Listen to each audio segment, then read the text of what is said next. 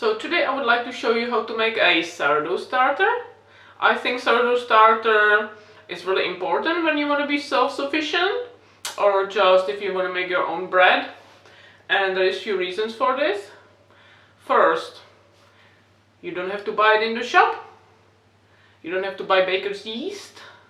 Did you know that baker's yeast is actually only single yeast that was extracted in the laboratory, and then it's grown on beet GMO pulp.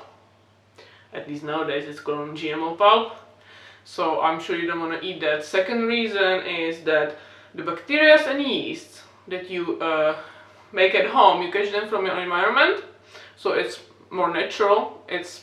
These bacteria and yeasts are everywhere. They are in air, they are on your flour, so you're practically eating something local. And each sourdough starter is unique because the composition of bacteria and yeast in every place is different. That's why you can get different sourdough starters from all over the world. So let's get started. So to make your sourdough starter, you only need two ingredients: water and flour. So here I'm gonna be using rye organic white flour from Duff's. But if you don't have this, it doesn't really matter what you use. You can use just plain bread flour or wholemeal flour or whatever you have. You can even use gluten-free flour, it doesn't matter. So you can be using that. And then we're gonna be using clean water. Don't use tap water, because sourdough starter does not like chemicals from the tap water. So I have a well water here which has been filtered. So that's it. Now we're gonna put a little bit of our flour into the jar. So it's good to get a bigger jar like this, because you will be feeding this mixture every day for a few weeks. So you put about like that in your jar, and then you're gonna mix it with water, and you're gonna add so much water that it makes thicker dough. Still runny, but it's thicker. It's not completely like for pancakes. It'll be a little bit thicker.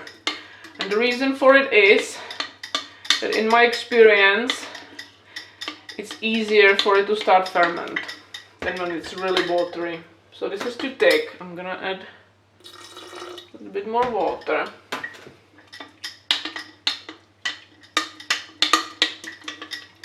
Properly mix it.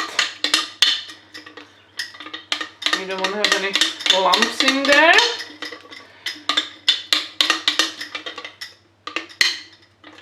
Okay. So this is perfect.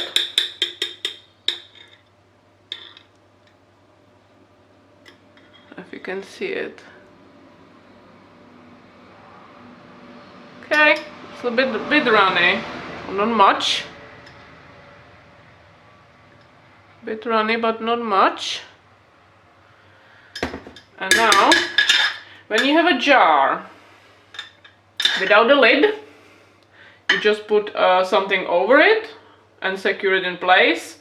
You can use a cheesecloth, you can just use napkin or tea towel or anything. But important thing is that it can breathe. You don't want to close it in, okay? So, because you want to catch those bacteria and yeasts, you don't want to keep them out of it. What I'm gonna do, because I have this in a jar, I'm gonna leave it like that.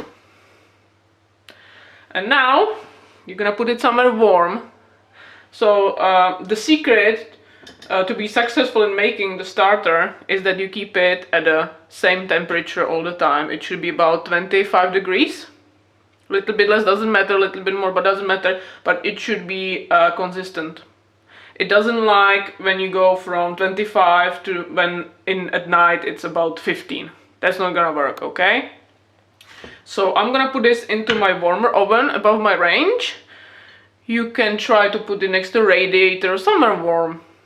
And we'll leave it there for until tomorrow. And then I'll show you what to do next. So this is day number 2. And we can already see lots of bubbles. So what we're gonna do, we're gonna feed it. And we're gonna feed it with the same amount of water and flour as we did yesterday. So a little bit of flour and a little bit of water. And I'm gonna mix it.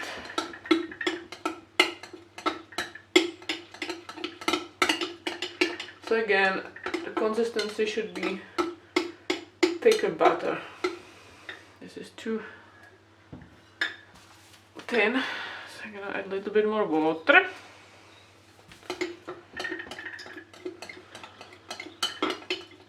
Now I forgot to mention that every morning when it sits somewhere warm, you should stir it with something so it doesn't get dry, because the surface tends to get dry, so it's important that it keeps moving.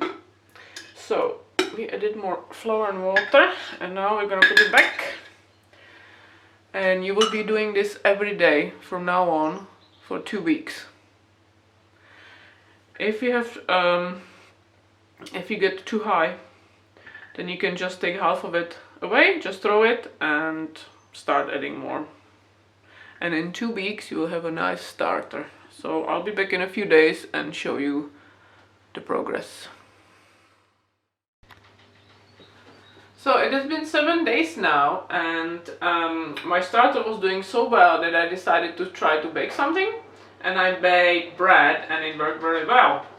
So what I did, I transferred it into my big tub, like this big.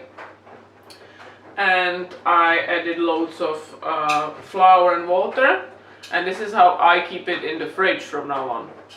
And the reason I keep it like this is because I can just come and decide in the morning I'm gonna bake, and I can just use it straight away. I don't have to, you know, use 1 tablespoon from my fridge and try to make starter first overnight and then in the morning start baking. I don't have to think about it, so I'm just using tub like this big, and so I have it ready all the time. I have it about this consistency, you can see. It's like very thick butter, and I found that this is perfect for most stuff that I bake. So in the next video I'm gonna show you how to make simple bread from our new starter. Thanks for watching, and if you want to subscribe, please click on the subscribe button and like the video. Thank you.